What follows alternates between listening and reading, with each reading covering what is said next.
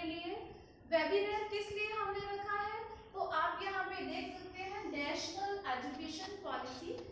क्या नेशनल का मतलब है कि नेशनल मीन्स हमारे पूरे कंट्री की एक यूनिफॉर्म पॉलिसी होगी एजुकेशन पे, चाहे वो कंट्री का कोई भी एरिया हो, चाहे कोई भी कॉर्नर हो, चाहे वो विलेज है, चाहे वो सिटी है। तो ये एक कोशिश है सीबीएसई की और गवर्नमेंट की, हमारी कंट्री की, कि सारे बच्चों को एक लेवल में लाया जाए। और अगर आज हम बात करें तो इम्प्लीमेंट कैसे करना है सीबीएसई स्कूल्स में, चाहे वो प्राइवेट है, चाहे वो पब्लिक स्कूल है, चाहे गवर्नमेंट स्कूल्स हैं, तो उसके लिए हमने आज बात करेंगे early child care and education, national policy of education on early child care and education. तो early child begins 0 from 3, 0 to 3 बच्चा जो है, जब बच्चे का बर्थ होता है उसके बाद से ही उसकी एजुकेशन शुरू हो जाती है। तो बच्चे को कवर करा गया है थ्रू आंगनवाड़ी, जैसे आपने देखा होगा कि विलेजेस में भी है और हरियाणा में बहुत कंसेप्ट है आंगनवाड़ी का। फिर उसके बाद बाल वाटिकाज है, जो गवर्नमेंट ने बहुत अच्छा कॉन्सेप्ट चलाया है, जहाँ पे जो बच्चा है अपने पेरेंट्स और अपने आंगनवाड़ी वर्कर्स के थ्रू वो केयर में आएगा। So the key word here is child care. So the catch word जो है हमारा वो है केयर। बच्चे की फर्स्ट केयर होगी। केयर कैसे होगी? उसका हेल्थ होगा, उसका न्यूट्रिशन होगा, उसकी देन कम्स एजुकेशन। तो हम एजुकेशन साथ साथ में चलेगी। पहले बच्चे को एक ग्रूम्ड पर्सनैलिटी, साउंड पर्सनैलिटी में डेवलप करा जाएगा। सो हियर अगर हम बात करें कि हमारा विजन क्या है पॉलिसी का, डेवलप एन एजुकेशन सिस्टम, जो कि ऐसा एजुकेशन सिस्टम हो जो ग्लोबली एक्नॉलेज्ड हो, जो हाई क्वालिटी एजुकेशन हो, जो कम्पीट कर सके ग्लोबली, राइट। देन जो पेडागोजी है वो एक सेंस ऑफ रिस्पेक्ट बच्चे में डेवलप करे, ताकि जो उसकी फंडामेंटल ड्यूटीज हैं वो बच्चा राइट फ्रॉम द बिगिनिंग भी वो गेन कर सके। फिर उसके बाद बच्चे में एक प्राइड एंड रिस्पेक्ट की फीलिंग आए, कि बच्चा शुरू से ही उसकी फाउंडेशनल स्टेजेस जो है बच्चा फील कर सके, कि वो कॉन्फिडेंट फील कर सके, एंड पेरेंट्स को भी फील हो कि yes the child is in right hands, जो बच्चा है सेफ हैंड्स में है।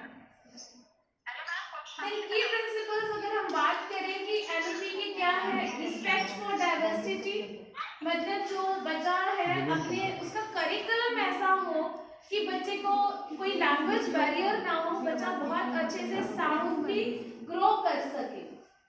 Equity and inclusion as the cornerstone of all educational decisions.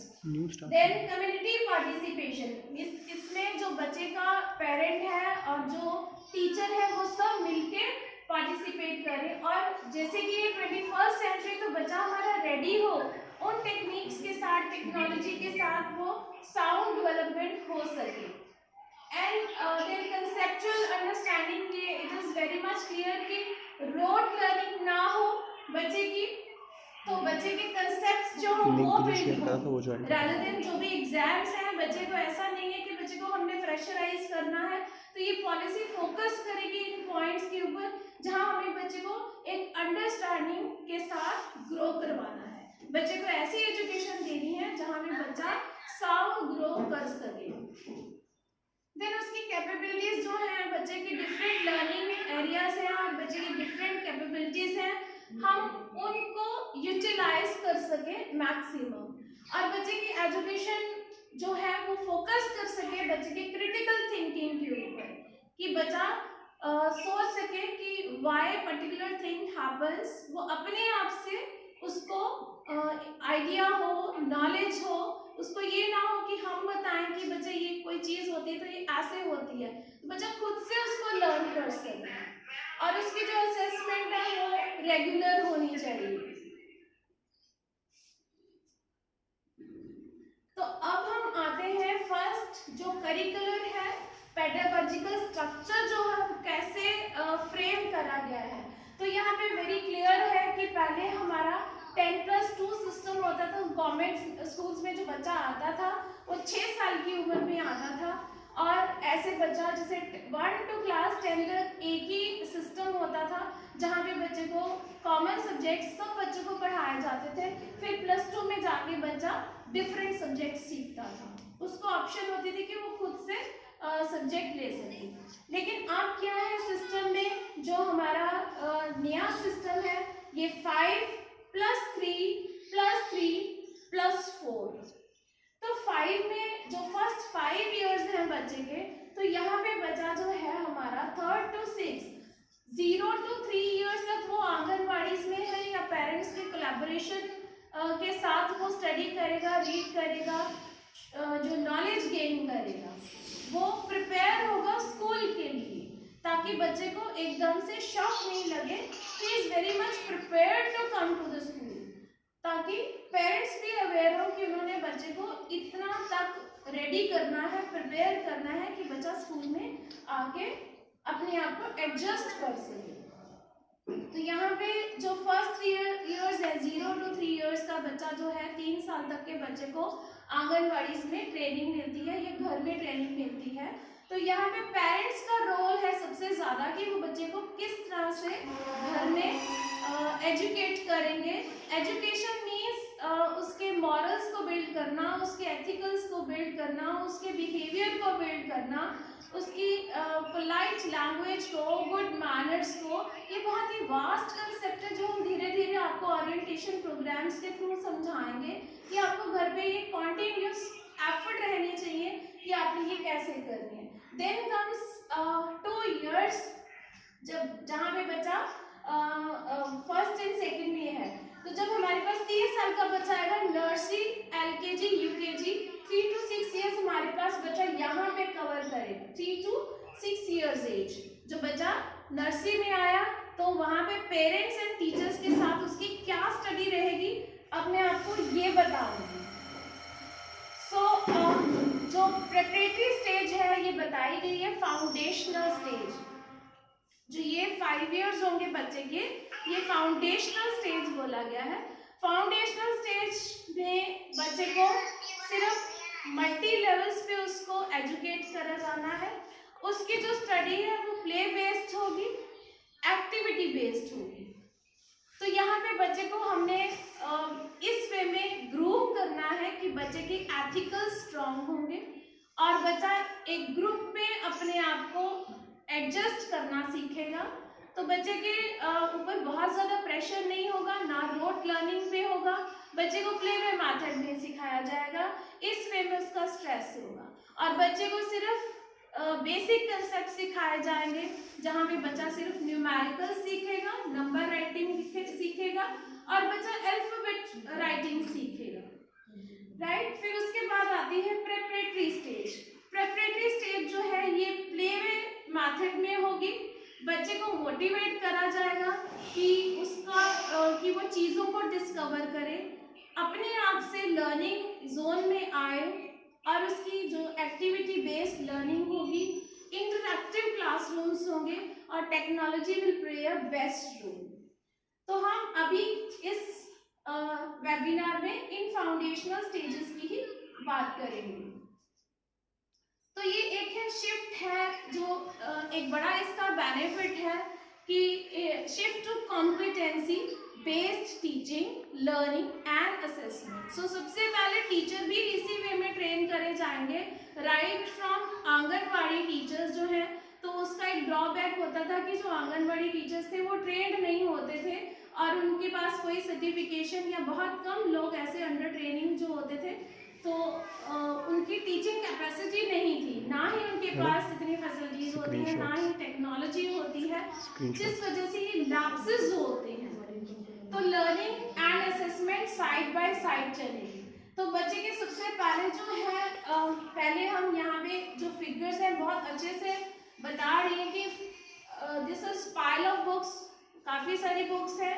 अब यहाँ पे NCERT बुक्स हैं, थोड़ी बुक्स हैं, लेकिन बच्चे को क्योंकि सिर्फ उसको कंटेंट को क्रैम नहीं करना है, उसको यहाँ पे अंडरस्टैंड करना है, इसलिए कंटेंट जो है बच्चा खुद डेवलप करेगा on the basis of his learning.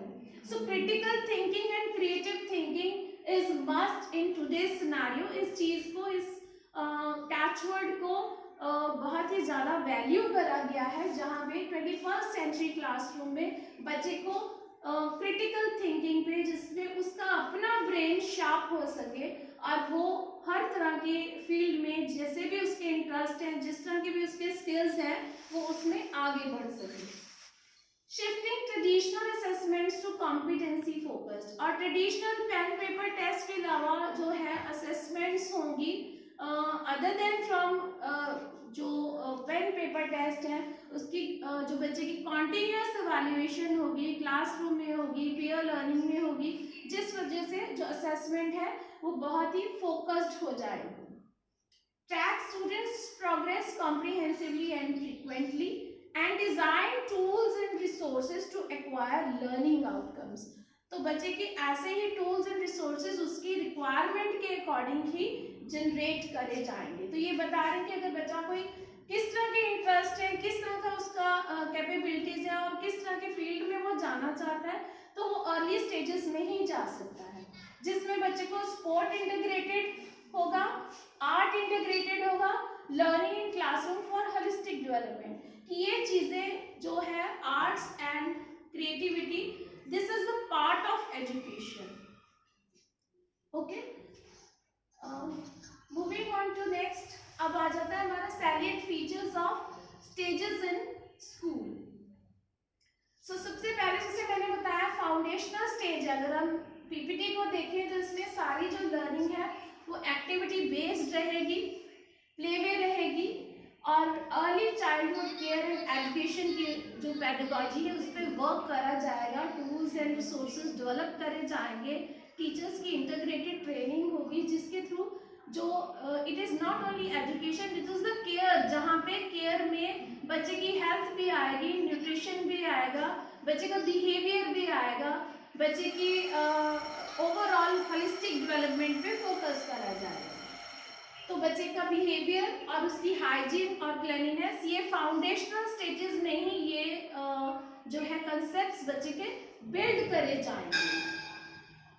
और बच्चे में peer work, team work and cooperation की जो वैल्यूज हैं वो बच्चे में चाइल्डहुड से ही इनकलकेट करी जाएंगी, सो दैट बच्चा जो है अपने पीयर्स के साथ, अपने फ्रेंड्स के साथ किसी भी ग्रुप में एडजस्ट हो सके और उसमें कोई ऐसी एडजस्टमेंट प्रॉब्लम्स ना हो. और वो बहुत ही, जब वो ग्रो करता जाएगा, बड़ा होता जाएगा बच्चा, तो ये वैल्यूज उसमें होंगी, तो he will have more tolerance power, जिसमें वो लोगों में टॉलरेट करने की कैपेसिटी उसमें ज़्यादा होगी और अपनी overall he will be a good citizen. First he will be good to family, पहले अपनी फैमिली के लिए, खुद के लिए अच्छा होगा, क्लास के लिए अच्छा होगा, अपने पीयर के लिए, फ्रेंड्स के लिए, देन उसके बाद वो फैमिली के लिए एंड वेरी ब्रॉडर कंसेप्ट वो अपनी पूरी कंट्री के लिए अच्छा एथिकल वैल्यूज रखने वाला होगा.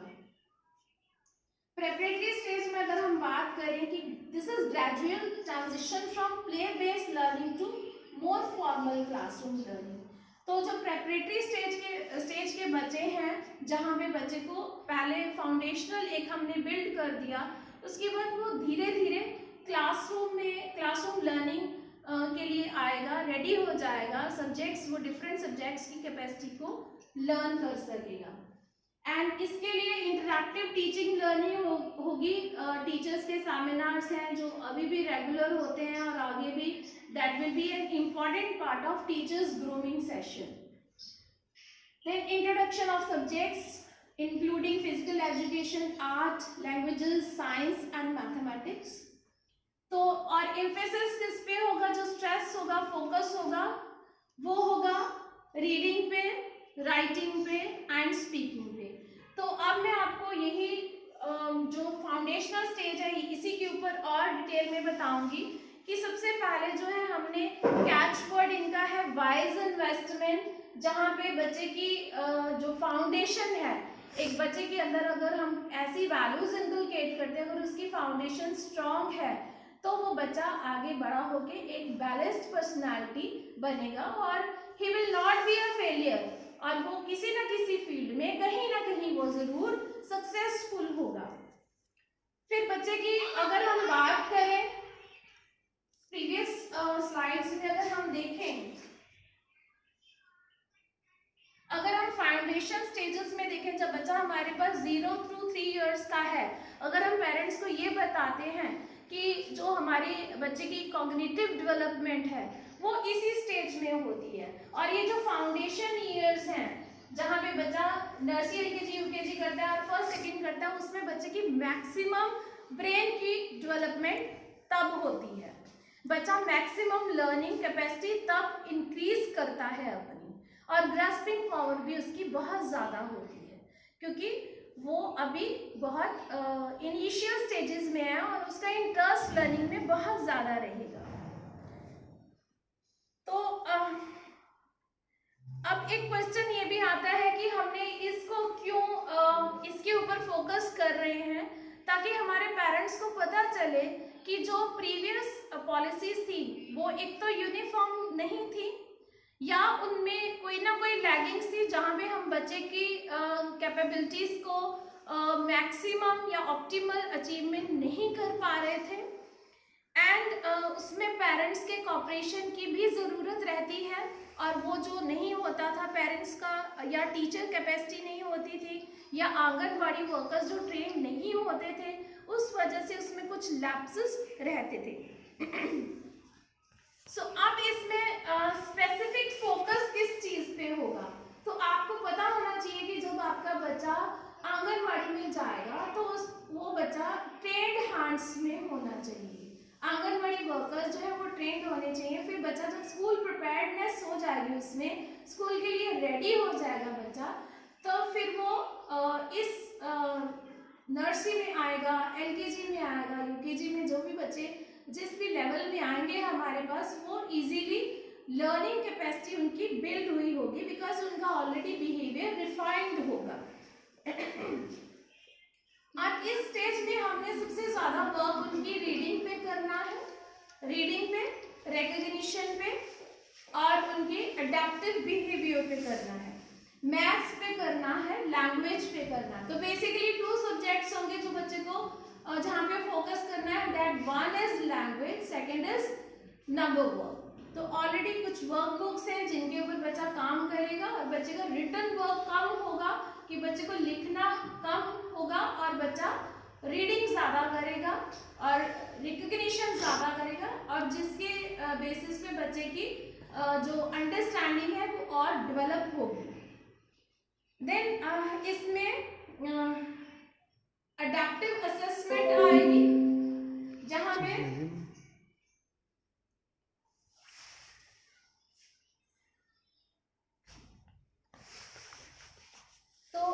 जो बच्चे की अडेप्टिव असेसमेंट होगी वो रेगुलर होगी, थ्रू स्मॉल टेस्टिंग के थ्रू होगी, बच्चे कैसे परफॉर्म कर पा रहा है उस वे में होगी, ग्रुप में कैसा काम कर रहा है, या उसकी इंडिविजुअल परफॉर्मेंस कैसी है, चाहे वो क्लास में कर रहा है या ग्राउंड में कर रहा है या आर्ट्स रूम में कर रहा है, तो वो हर चीज़ें उसकी काउंट होंगी, या वो रेसिटेशन कैसे कर रहा है, या वो रिकग्निशन कैसे कर रहा है, हर वे में उसकी असेसमेंट होगी। तो इसमें पेरेंट्स की पार्टिसिपेशन बहुत ज़रूरी होगी, क्योंकि ये एक कोलैबोरेटिव एफर्ट होगा पेरेंट्स का टीचर्स के साथ, जहाँ पे पेरेंट टीचर एसोसिएशंस जो है, मीटिंग्स जो है रेगुलर बेसिस पे होंगी, जहाँ पेरेंट्स टीचर से मिल के अपने बच्चे की बेटर ग्रोथ के लिए वर्क करेंगे। देन इसमें टीचर्स की एजुकेशन को भी रीडिज़ाइन करा गया है सिर्फ इस चीज़ के बेस्ट इम्प्रूवमेंट के लिए। Integrated teachers BEd programs have been will be started for this, and then इसमें building a culture of reading and communication will be the most important, कि बच्चे में रीडिंग कल्चर बिगिनिंग से ही डेवलप हो, बच्चे को अपनी बुक्स के साथ प्यार हो, बच्चे को जो रीडिंग है उसमें खुद से इंटरेस्ट जनरेट हो और उसकी इम्पोर्टेंस हो, एंड बच्चे की कम्युनिकेशन बहुत स्ट्रांग हो। अगर बच्चे की कम्युनिकेशन स्ट्रांग होगी तो वो आगे और ज़्यादा उसकी लर्निंग कैपेसिटी इंक्रीज होगी, तो फिर रोट लर्निंग से बच्चा अपने आप उसकी एजुकेशन शिफ्ट हो जाएगी रीडिंग के ऊपर, अंडरस्टैंडिंग। देन ऑब्जेक्टिव क्या है इसका, आपको पहले यहाँ पे भी बताया हुआ है कि जो इसका ऑब्जेक्टिव है basically it is shift from rote learning to holistic development. तो ये होलिस्टिक डेवलपमेंट जो बच्चे की है वो बहुत ही मायने रखती है बच्चे की इनिशियल स्टेजेस में फाउंडेशंस के लिए, कि बच्चे की हर पार्ट को, उसकी कैपेसिटीज को, उसकी कैपेबिलिटीज को, उसके लर्निंग स्पीड को, उसके लर्निंग डिफरेंट डोमेन्स जो हैं उसके ऊपर टीचर वर्क करेंगे कोलैबोरेटिव में पेरेंट्स के साथ। देन इसमें एक और इम्पॉर्टेंट पार्ट है जो early childhood care and education में जो है कॉग्निटिव डेवलपमेंट जो है लास्ट जिसमें बच्चे की जो ब्रेन की डेवलपमेंट है वो इसी एजेस में होती है जिसमें बच्चा जो सबसे ज़्यादा उसकी कैपेसिटी इंक्रीज होगी लर्निंग की। तो हम सब ने ये सब एफर्ट्स मिलके करने हैं जिसमें हम दोबारा से पेरेंट ओरिएंटेशन प्रोग्राम करेंगे ताकि आपको बेटर अंडरस्टैंडिंग हो बच्चे की फाउंडेशन के लिए। तो अगर आप नेट भी खोलेंगे, गूगल आउट करेंगे एनईपी में, तो सबसे पहले आपको ये डोमेन जो है हमारा नर्सरी से लेके सेकंड तक ये 5 इयर्स का जो है हमारा इस पे फोकस रहेगा। और ये बेटर अंडरस्टैंडिंग के लिए है कि हम अपने बच्चे के लिए और कितना बेटर एजुकेशन को बना सकते हैं। आई होप आप सबको समझ आ रहा है और आप इसके ऊपर भी थोड़ा खुद भी रिसर्च करेंगे, और अगर आपकी कोई क्वेरीज हैं, क्वेश्चंस हैं तो आप हमसे पूछ सकते हैं। Thank you very much. We close